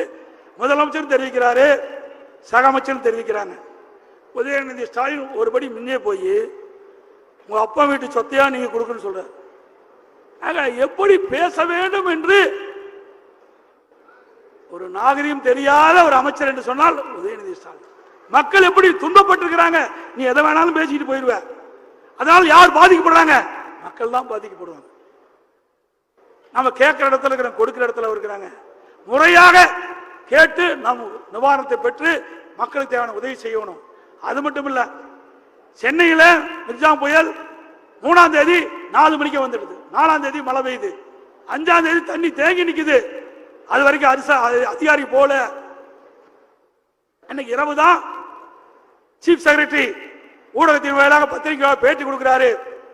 எங்கெங்கெல்லாம் தண்ணி அதிகமாக தேங்கி இருக்குதோ அங்கெல்லாம் தண்ணீரை வெளியேற்றுவதற்காக NLC நிறுவனத்திலிருந்து ராட்சச மின் மோட்டரை கேட்டுன்னு சொல்றாங்க. இன்னைக்கு 5ஆம் தேதி இரவு அவர் பேட்டி கொடுக்கிறார். அது வரைக்கும் முன்னேற்பாடு செய்யல. 5ஆம் தேதி காலையில 11:30 மணிக்கு நாடாளுமன்றத்தில் திரு DR பாலு MP அவர்கள் பேசுறார். திமுக சார்பா இன்றைக்கு மிர்ஜாம் புயல்ல கடுமையா பாதிக்கப்பட்டாங்க, எங்களுக்கு 6300 கோடி கொடுங்கிற. எந்த அடிப்படையில் கேட்க?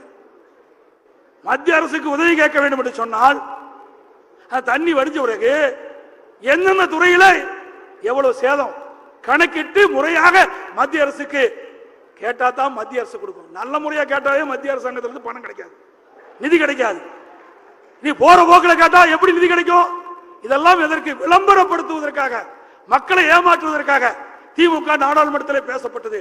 நிதி கிடைக்கல என்ற ஒரு குற்றச்சாட்டை சொல்வதற்கு, இவர்கள் செய்த தவறை மற்றவர்கள் மீது பழி போட்டு தப்பிப்பதற்கு நாடாளுமன்றத்தை பேசியிருக்கிறார். இது எந்த விதத்தில் ஏற்றுக்கொள்ள முடியும்? இதையெல்லாம் வேண்டும் என்று திட்டமிட்டு இந்த விடியா திமுக அரசு செயல்படாத காரணத்தில்தான் இன்றைக்கு மக்கள் பாதிக்கப்படுகின்ற நிலை இந்த நேரத்தில் சொல்லி, நேரம் அதிகமாகி போச்சு. இதெல்லாம் படிச்சா 1 மணி நேரம் ஆகும், பேசலாம் 1 மணி நேரம். நிறைய குறைகள் இருக்குது, இந்த அரசாங்கத்தின் மீது நிறைய குறைகள் இருக்குது. செயலற்ற முதலமைச்சர் இருக்கின்ற காரணத்தினாலே மக்கள் படுகின்ற துன்பங்கள் ஏராளம். அத்தனையும் சொல்லணும்னா இன்னும் 1 மணி நேரம் ஆகும். பசியோடு இருக்கிறீங்க. உங்கள் பசியோடு இருக்கின்ற இந்த நிலையில உங்களை மேலும் அந்த பசியில வாட்டுவதற்கு நான் தயாராக இல்லை. ஆகவே அது மட்டும் இல்ல, இப்படி உதயநிதி ஸ்டாலின் கேட்கறீங்க, உங்க அப்பாவுக்கு பேனா வைக்கிறதுக்கு, உங்க தாத்தாவுக்கு பேனா வைக்கிறதுக்கு பணம் எங்க இருந்து? 83 கோடி.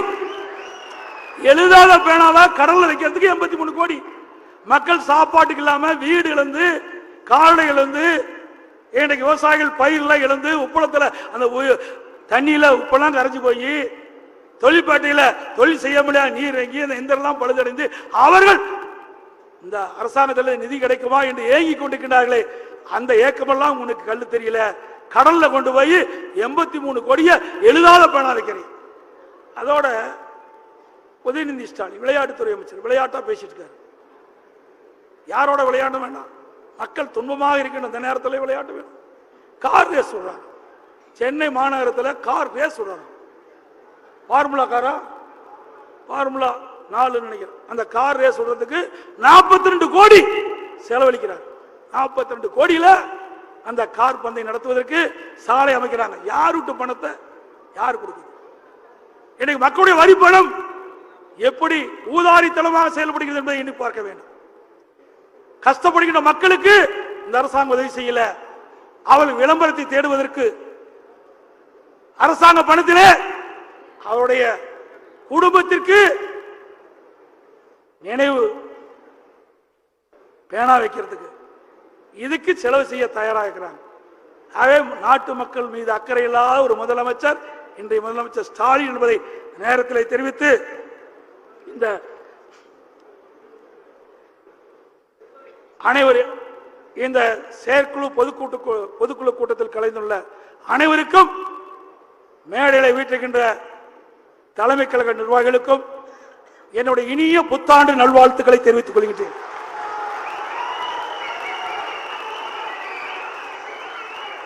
பிறக்கின்ற புத்தாண்டு அதிமுகவுக்கு மகிழ்ச்சியாண்டாக இருக்கும்.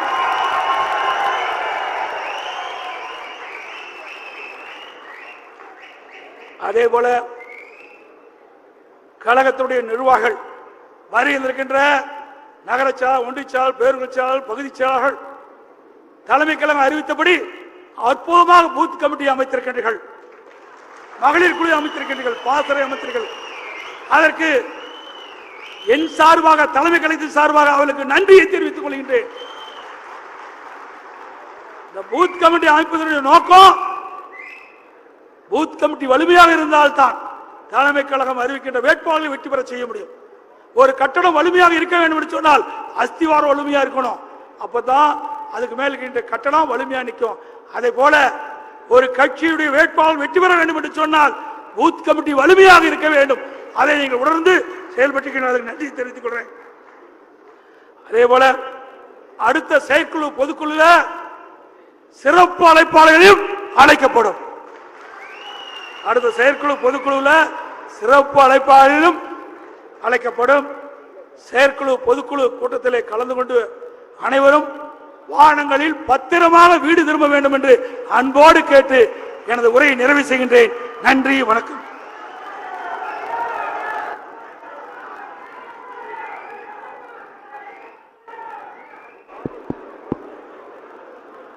அனைவருக்கும் தைப்பொங்கல் நல்வாழ்த்துக்களையும் தெரிவித்துக் கொள்கின்றேன்.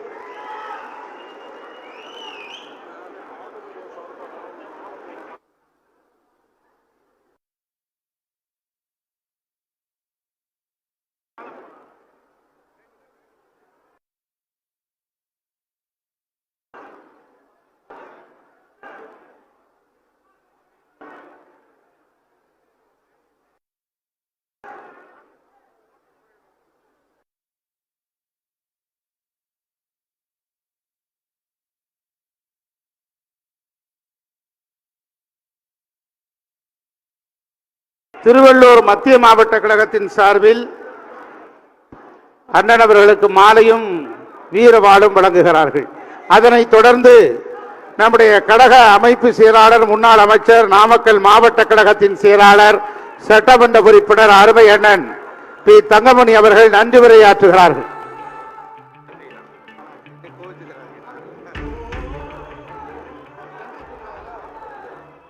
வீர வரலாற்றின்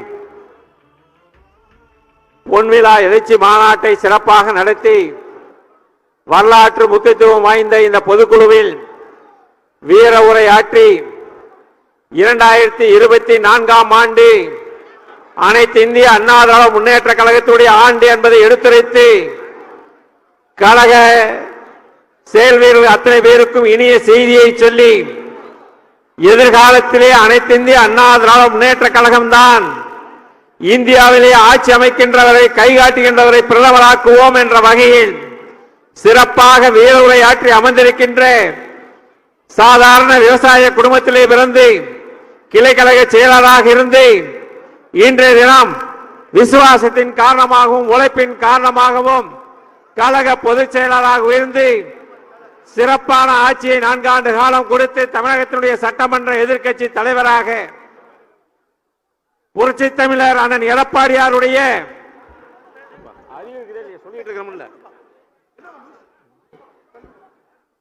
வீர உரையாற்றி அண்ணன் எடப்பாடியார் அவர்களுக்கு கழக பொதுக்குழு சார்பாக அனைவரின் சார்பாக நன்றியை தெரிவித்து கழக அவைத்தலைவர், தலைமை கழக நிர்வாகிகள், ஒன்றிய நகர பேரூர் கழக செயலாளர்கள், மாவட்ட கழக செயலாளர்கள், செயற்குழு உறுப்பினர்கள், பொதுக்குழு உறுப்பினர்கள், மகளிரைச் சேர்ந்த அத்தனை பேருக்கும் பத்திரிகை நண்பர்களுக்கும் நன்றி நன்றி நன்றி என்று கூறி வாய்ப்பை வழங்கிய அண்ணன் எடப்பாடியார் அவர்களுக்கும் நன்றியை கூறி விடைபெறுகிறோம். நன்றி, வணக்கம்.